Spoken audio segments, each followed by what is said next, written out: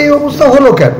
সারা পৃথিবীতে যেখানে যেখানে কমিউনিস্টরা শাসন করেছে সেখানে সেখানেই অরাজকতা এসেছে, এই রকমের সন্ত্রাস হয়েছে। হিন্দুদের হাতে কমিউনিস্ট সরকারের পতন, নেপালে এটাই এক কথায় বলা যায়। আমরা দেখলাম কিভাবে যুবকরা একেবারে কমিউনিস্ট পতাকা খুলে ফেলে দিল একেবারে আগুনের মধ্যে। 82% হিন্দু রাষ্ট্র নেপালে হিন্দুরা জেগে উঠেছে। তারা বুঝতে পেরেছে যে কি ভুলটা তারা করেছে, নিজেদের পায়ে কি ভুল করে তারা কুড়ুল মেরেছে সেটা তারা বুঝতে পেরেছে। এই প্রতিবেদন শোনানোর আগে আমি আপনাদের 25 বছর আগে একটা ঘটনার কথা মনে করিয়ে দেবো। যারা এই যুগের মানুষ তাদের মনে না থাকারই কথা, যারা অন্তত আমার বয়সী বা মধ্যবয়স্ক তারা বুঝতে পারবেন যে কি ঘটনা ঘটেছিল নেপালে। 2001 পয়লা জুন নেপালে তৎকালীন রাজা বীরেন্দ্র বীর বিক্রম শাহদেব তার ছেলে দীপেন্দ্র শাহের হাতে নিহত হন। একটি নৈশভোজের সময় দীপেন্দ্র মাতাল অবস্থায় এসে নাকি তার বাবা রাজা বীর বিক্রম শাহ, রানী ঐশ্বর্য এবং রাজপরিবারের আরো কয়েকজন সদস্যের উপর গুলি চালান। সকলেই মারা যান। কিছুক্ষণ পরে দীপেন্দ্র নিজের মাথায় গুলি করে আত্মহত্যার চেষ্টা করেন, তিনিও মারা যান পরবর্তীকালে। এই ঘটনা 2001 সালে নেপালি রাজকীয় গণহত্যা নামে পরিচিত ছিল। আমি তখন সবেমাত্র সাংবাদিকতা জীবন শুরু করেছিলাম, তখন একটা বিভৎস ঘটনা ঘটেছিল। এই ঘটনা গোটা পৃথিবী জুড়ে খবর হয়েছিল। এটা 2001 পয়লা জুন, স্থান হচ্ছে নারায়ণহিতি প্রাসাদের ভেতরে। রাজা বীরেন্দ্র, রানী ঐশ্বর্য, যুবরাজ নীরাজন, বীরেন্দ্রের ছোট ছেলে, যুবরানী শ্রুতি, রাজকীয় মেয়ে এবং পরিবারের আরো 5 জন সদস্য নৈশভোজ অনুষ্ঠানে উপস্থিত ছিলেন। সেখানে এই যুবরাজ দীপেন্দ্র শাহ মাতাল অবস্থায় নাকি এসে একেবারে নিজের সাবমেশিন গান দিয়ে গুলি চালিয়ে প্রত্যেককে মেরে ফেলে, নিজেও পরে আত্মহত্যা করে। আর এই ঘটনার পরেই নেপালের রাজতন্ত্রের অবসান ঘটে। এই ঘটনার পর বীরেন্দ্রের ভাই জ্ঞানেন্দ্র নেপালের শেষ রাজা হন। এবং তার এই কয়েক বছর আগে আপনারা দেখেছেন যে একমাত্র পৃথিবীর একমাত্র হিন্দু রাষ্ট্র ছিল নেপাল। এই অতি বাম এই কমিউনিস্টদের পাল্লায় পড়ে নেপাল এখন হিন্দু রাষ্ট্র ছেড়ে কি হয়ে গেছে, ধর্ম নিরপেক্ষ রাষ্ট্র, গণতান্ত্রিক রাষ্ট্র। ফলে হিন্দুদের লড়াই কিন্তু শুরু হয়েছে নেপালে। তারা আবার হিন্দু রাষ্ট্রে ফেরত যেতে চায়, তারা আবার রাজতন্ত্রে ফেরত যেতে চায়, কিন্তু সেটা কি সম্ভব? নেপালে এই যে 2001 সালের যে গণহত্যার কাহিনী শোনালাম, এটা নেপাল সরকার এই খুনের মাত্র 2 সপ্তাহ পরে তদন্ত বন্ধ করে দেয়, ফাইল চাপা পড়ে যায়। অর্থাৎ যে এই যে দীপেন্দ্র যুবরাজ রাজা হওয়ার জন্য গুলি চালিয়ে রাজা রানী পরিবারের সমস্ত সন্তানকে মেরে দিল, সে কেন আত্মহত্যা করলো, এই প্রশ্নের জবাব আমরা আজও পাইনি।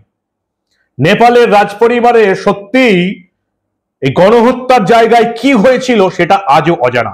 জনশ্রুতি কি? জনশ্রুতি আছে যে এই যে নেপালের যুবরাজ যার বিরুদ্ধে গোটা পরিবারকে খুনের অভিযোগ ওঠে, সে নাকি প্রেমে পড়েছিল ভারতের গোয়ালিয়র রাজবংশের রাজকন্যার। বিয়েও প্রায় ঠিক হয়ে গিয়েছিল। নেপাল সরকার তারপর এই ঘটনা কেন তাড়াতাড়ি চাপা দিয়ে দেয়, এই কারণ অনুসন্ধান করার পর এই ঘটনা উঠে আসে এবং তারপর জানা যায় যে রাজকুমার দীপেন্দ্র ভালোবেসেছিলেন গোয়ালিয়র রাজকন্যাকে। তাদের বিয়ে হলে নেপালে নাকি ভারতীয় প্রভাব প্রতিপত্তি বাড়তে পারত। এই জন্য কেউ বা কারা এটা চায়নি, তাই যুবরাজ দীপেন্দ্রর হাত দিয়ে পুরো পরিবারকে মার্ডার করে দেয়। এই মার্ডারের ইতিহাস তদন্ত আজও হয়ে ওঠেনি। আর আজকে কি দেখছি, নেপালের সেনাপ্রধান হাত গুটিয়ে দিতেই ওলির ইস্তফা। নেপালের প্রধানমন্ত্রী, কমিউনিস্ট প্রধানমন্ত্রী কেপি শর্মা ওলি একেবারে দুর্নীতিগ্রস্ত একটা সরকার চালাচ্ছিল এতদিন। যদি কেউ ভেবে থাকেন যে 26টা সোশ্যাল মিডিয়া বন্ধ করে দেওয়ার পর নেপালে এই ঘটনা ছড়িয়েছে, তিনি মূর্খের স্বর্গে বাস করছেন। এটা শুধু একটা অজুহাত মাত্র। নেপালের যুব সমাজ একেবারে বিক্ষুব্ধ ছিল তাদের কেন্দ্রীয় সরকারের উপর। না আছে চাকরি, না আছে অন্য কিছু, অন্যদিকে আবার চুরি, দুর্নীতিগ্রস্ত ভারত বিরোধী একটা রাষ্ট্র চলছিল। নেপালের যুবক সমাজ, হিন্দু যুব সমাজ এমনিতেই ক্ষোভে তারা রেগেই ছিল। ফলে এই সোশ্যাল মিডিয়া বন্ধ করে দেবার ইস্যু শুধুমাত্র আগুনে ঘি ঢেলে দিয়েছে, আর কিছুই নয়। কেপি শর্মা ওলি নেপালের সেনাপ্রধান অশোক রাজ সিকডেলের সঙ্গে ফোনে সাহায্য চান, গোটা দেশ জুড়ে সেনা শাসন করে সেনা নামাতে চান। সেনাপ্রধান অশোক রাজ সিকদেল একেবারে নাকচ করে দেন। তিনি বলেন আপনি পদত্যাগ করুন, দেশ ঠিক হয়ে যাবে। ফলে পদত্যাগ করতে বাধ্য হন। সেনার কাছ থেকে এই কেপি শর্মা ওলি শুধু এটাই সাহায্য চান, তাকে যেন সেফ প্যাসেজ দেওয়া হয়। যেমন শেখ হাসিনার শখ, শেখ হাসিনাকে বাংলাদেশের সেনাপ্রধান ওয়াকারুজ্জামান সেফ প্যাসেজ করে দিয়েছিলেন, তেমনি নেপালের সেনাপ্রধান অশোক রাজ সিকদেল সেফ প্যাসেজ করে দিচ্ছেন প্রধানমন্ত্রী এই কেপি শর্মা ওলিকে। দুর্নীতিগ্রস্ত সরকারের বিরুদ্ধে হিন্দু যুবকদের লড়াই। নেপাল কি আবার রাজতন্ত্রে ফিরে যাবে? সেটাই কিন্তু অধিকাংশ মানুষ চাইছে। নেপাল কি আবার হিন্দু রাষ্ট্রে ফিরে যাবে, ধর্মনিরপেক্ষ রাষ্ট্র ছেড়ে? সেটাই অধিকাংশ হিন্দুরা চাইছে। 82% হিন্দুদের দেশ আপাতত সেটাই চাইছে। কিন্তু তার মানে এই নয় যে দেশে যে কটা যা কিছু হচ্ছে সবকিছুই সমর্থনযোগ্য। অনেকেই অনুরোধ করছেন যে দেশের সম্পত্তি ধ্বংস করা মানে হচ্ছে নিজেদের সম্পত্তি ধ্বংস করা। নবীন প্রজন্মের ছেলেমেয়েরা বিক্ষোভ আন্দোলন শুরু করেছে, যার দুদিনের মাথায় একটা সরকারের পতন হয়ে গেল। তারা বলিদানও দিয়েছে। এখন অব্দি 21 জন ছাত্র মারা গেছে, 300 জনের বেশি ছাত্র এখন হাসপাতালে ভর্তি। তবে এখন আর সেনা বা পুলিশ আর দমন পীড়ন চালাচ্ছে না। সেনার তরফ থেকে বলা হয়েছে দেশের পরিস্থিতি এখন কন্ট্রোলে, আপনারা এবার অস্থিরতা থামান। এই কেপি শর্মা ওলিকে যাতে পালিয়ে না যায় সেজন্য হিমালয় এয়ারলাইন্সের বিমান এবং এই বিমানবন্দরে কিন্তু একেবারে যুবক সমাজ পাহারা দিয়ে রেখেছে। বেশ কিছু ঘটনার ছবি উঠে এসছে। উত্তেজিত জনতার হাতে মার খেয়েছেন দেশের প্রাক্তন প্রধানমন্ত্রী শেরবাহাদুর দেউবা, তার স্ত্রী আরজু রানা দেউবা। সোশ্যাল মিডিয়ায় বিভিন্ন রকমের ভিডিও ছড়িয়ে পড়েছে। দেখা যাচ্ছে প্রাক্তন প্রধানমন্ত্রী এবং তার স্ত্রীকে রীতিমতো মারধর করছেন। দেউবার পোশাকে রক্তের ছাপ দেখা দিয়েছে, পোশাক খুলে নিচ্ছে, তাদের বউদের মারধর করা হচ্ছে। নেপালের প্রেসিডেন্ট রামচন্দ্র পৌডেলের বাসভবনে আগুন ধরিয়ে দেওয়া হয়েছে। প্রাক্তন প্রধানমন্ত্রী মাওবাদী নেতা প্রচন্ডের বাসভবনে আগুন ধরিয়ে দিয়েছে। সদ্য ইস্তফা দেওয়া স্বরাষ্ট্রমন্ত্রী রমেশ লেখক এবং টেলিযোগাযোগ মন্ত্রী পিথা সুব্বরাও গুরুং এর বাসভবনে আগুন ধরিয়ে দেওয়া হয়েছে। নেপালের পার্লামেন্ট ভবনে আগুন জ্বলছে। ইউএমএল নেতা মহেশ বাসনাথ, নেপালি কংগ্রেসের নেতা গগন থাপার বাড়িতে আগুন। সুপ্রিম কোর্টে তাণ্ডব চালিয়েছে, সংসদে তাণ্ডব চলছে, পার্লামেন্ট ভবনে তাণ্ডব চলছে। কমিউনিস্ট পার্টির বিভিন্ন জায়গায় অফিস পুড়িয়ে দেওয়া হয়েছে। প্রাক্তন প্রধানমন্ত্রীর স্ত্রী, প্রাক্তন প্রধানমন্ত্রী ঝালানাথ খানালের বাড়িতে আগুন। তার স্ত্রী রাজলক্ষ্মী চিত্রকরকে রীতিমতো আগুনে পুড়িয়ে মারা হয়েছে। তবে এই পরিস্থিতিতে কেপি শর্মা ওলির পর দায়িত্ব কে নেবেন? কয়েকটা নাম উঠে এসছে, দুটো নাম প্রধানত উঠে এসছে। কাঠমান্ডুর মেয়র বছর 35-এর বলেন্দ্রর হাতে ক্ষমতা তুলে দিতে চাইছেন আন্দোলনকারীরা। নেপালের কয়েকটা সংবাদ মাধ্যম এমন জানাচ্ছে যে কেপি শর্মা ওলির পদত্যাগ এবং দেশ ত্যাগের এই গুঞ্জনের মধ্যেই এটা ঠিক করা হচ্ছে যে অন্তর্বর্তীকালীন নির্বাচন হবে নাকি এই অন্তর্বর্তী সরকারের অধীনে নির্বাচন হবে, নতুন একটা সরকার হবে নাকি এই সরকার কাজ চলবে, এটা নিয়ে আলোচনা চলছে। সংসদ ভেঙে দিয়ে রাষ্ট্রপতিকে তদারকি ভোটে যাবে নেপাল, বিশেষ করে গণ অভ্যুত্থানের ঘটনার পর, এটা নিয়ে আলোচনা চলছে। আরো একজনকে দেখলাম নাম উঠে এসছে, সেটা হচ্ছে রাষ্ট্রীয় স্বতন্ত্র পার্টির সভাপতি রবি লামিছেন, যাকে আবার কয়েকদিন আগেই সমবায় দুর্নীতির মামলায় জেলে পাঠানো হয়েছিল এই বর্তমান সরকার, কেপি ওলি শর্মার সরকার। এই স্বতন্ত্র পার্টির সভাপতি রবি লামিছেনকে জেলে পাঠিয়েছিল। আজকে সকালে দেখলাম উন্মুক্ত জনতা জেলে গেল এবং সেখানে রাষ্ট্রীয় স্বতন্ত্র পার্টির সভাপতি রবি লামিছেনকে ছাড়িয়ে আনলো। জেল কর্তৃপক্ষ এই উন্মুক্ত জনতাকে দেখেই তাকে ছেড়ে দিয়েছে। ফলে দুটো নাম উঠে এসছে, একটা হচ্ছে কাঠমান্ডুর মেয়র বালেন্দ্র শাহ বা বলেন শাহ এবং এই রাষ্ট্রীয় স্বতন্ত্র পার্টির সভাপতি রবি লামিছেন। এদের মধ্যে কেউ কি প্রধানমন্ত্রী হবেন? এটা এখন আগামী কয়েক ঘন্টার মধ্যেই জানা যাবে। আপাতত জানা যাচ্ছে যে ছাত্র বা এই যে যুবক সমাজের মৃত্যুর সংখ্যা দাঁড়িয়েছে কিন্তু 22, 350 জন আহত গুলি চালানোর ক্ষেত্রে।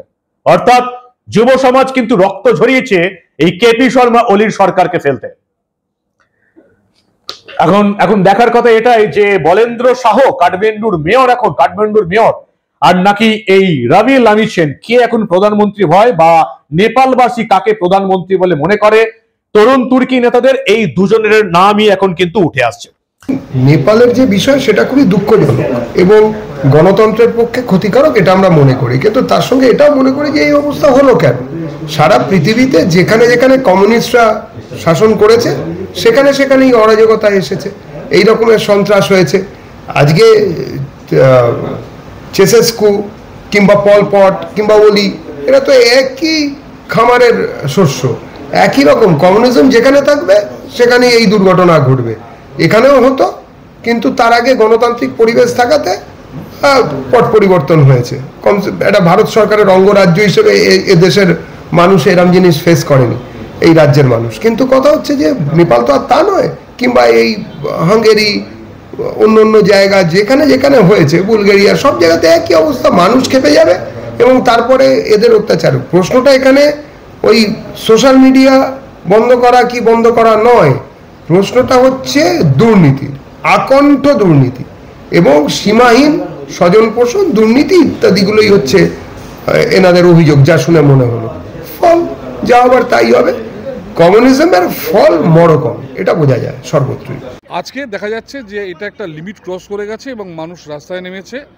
তারা আজকে মানে কেন খেপলো ওখানকার সাধারণ মানুষ, জেনজি, এটা ভাবতে হবে। ওখানে কোনো ম্যানুফ্যাকচারিং নেই, ওখানে কিন্তু বেসিক্যালি যেটা আছে সেটা সার্ভিস সেক্টর, এবং এই সার্ভিস সেক্টরের ডিজিটাল ইনফ্রাস্ট্রাকচার হিসেবে কাজ করে আমেরিকান যে অ্যাপসগুলো আছে, যেমন ধরুন ইনস্টাগ্রাম, ফেসবুক থেকে টুইটার, ইউটিউব এটসেট্রা। তো ওদের যে এডুকেটেড যে জনতা আছে তাদের কাছে ওই ডিজিটাল ইনফ্রাস্ট্রাকচার তাদের একটা আর্নিংয়ের রাস্তা।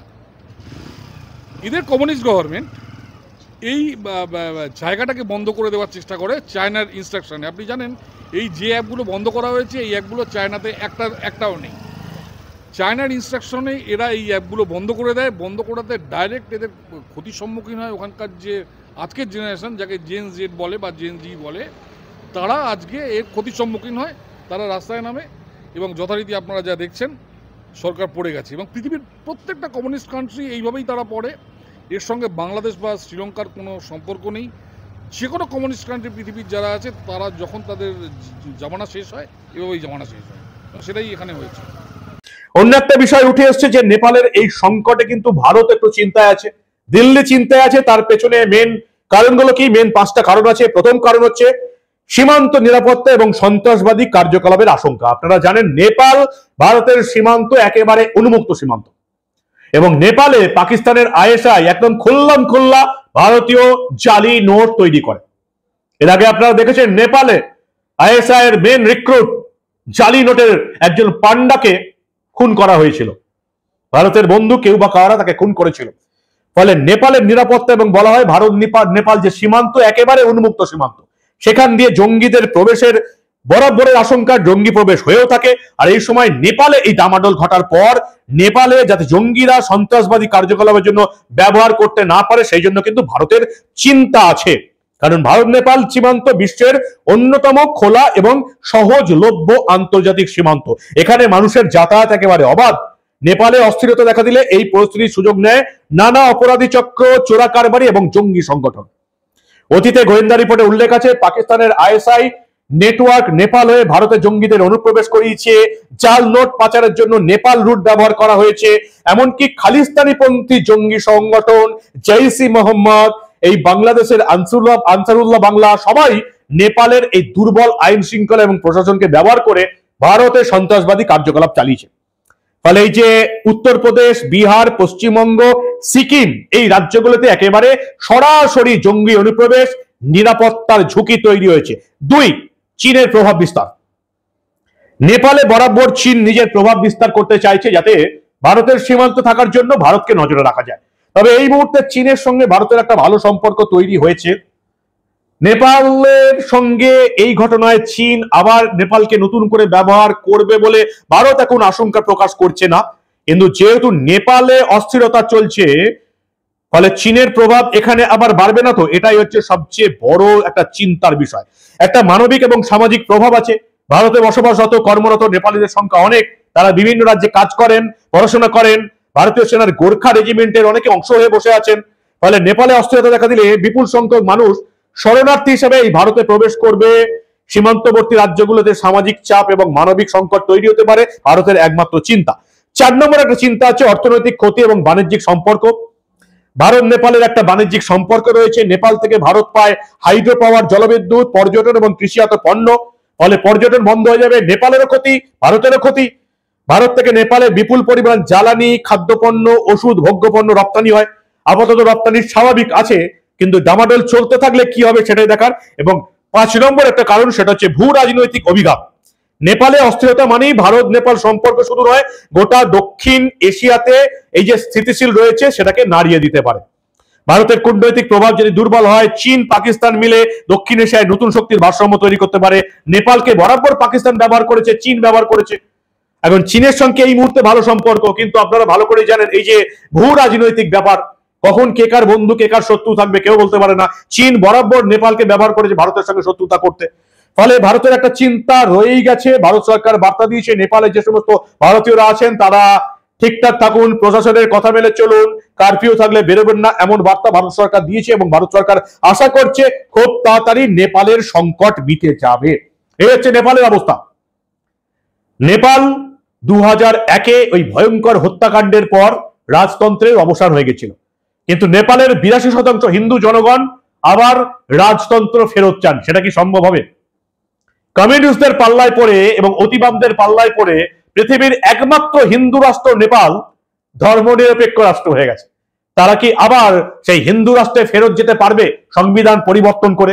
এই দুটো প্রশ্নই এখন হচ্ছে সবচেয়ে বড় কথা। নেপাল তাদের হিন্দু রাষ্ট্র এখানে ফিরতে পারবে কিনা, আর দুই, রাজতন্ত্রে ফিরতে পারবে কিনা গণতন্ত্র থেকে। ফলে যা হচ্ছে আমাদের এই মুহূর্তে দেখা ছাড়া কোনো উপায় নেই।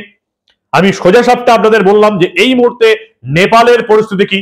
তবে একটা জিনিস শেখার আছে, বাংলাদেশ হোক বা শ্রীলঙ্কা হোক বা নেপাল হোক, সংকট যাই হোক, এই সংকটের পেছনে যেই থাকুক, একটা জিনিস এই বাঙালিদের শিখতে হবে, বাঙালি যুবক যুবতীদের শিখতে হবে যে কিভাবে যুবক সমাজ আন্দোলনে নামলে, ছাত্র সমাজ আন্দোলনে নামলে একটা দেশের সরকারকে ফেলে দেওয়া যায়। শ্রীলঙ্কা দেখিয়েছে, বাংলাদেশ দেখিয়েছে, নেপালে আজকে আমরা দেখতে পেলাম। কিন্তু এই বাংলার, এই পশ্চিমবঙ্গের যুবক সমাজ এইভাবে কোনোদিন উঠে আসতে পারবে কি? চুরি দুর্নীতির বিরুদ্ধে, নোংরামির বিরুদ্ধে, অনুপ্রবেশকারীদের আশ্রয়দানের বিরুদ্ধে বাঙালি যুবক সমাজ কি আদৌ জেগে উঠতে পারবে কোনোদিন, যেভাবে তারা জেগে উঠেছিল ইংরেজ আমলে দেশকে স্বাধীন করার সময়? এটাই হচ্ছে এই দেশগুলোর দেখার পর এটাই সবচেয়ে বড় প্রশ্ন, যে বাঙালি যুবক সমাজের শিরদাঁড়া আবার সোজা হবে কি না। আপনারা কি বলেন? আপনাদের মূল্যবান এবং গুরুত্বপূর্ণ মতামত জানান দা নিউজ বাংলার কমেন্ট সেকশনে। দেখতে থাকুন দা নিউজ বাংলা। আমরা আবার প্রতিবেশী রাষ্ট্রে ঘটে চলা এই ধরনের অনেক ঘটনায় চেপে রাখতে দেব না।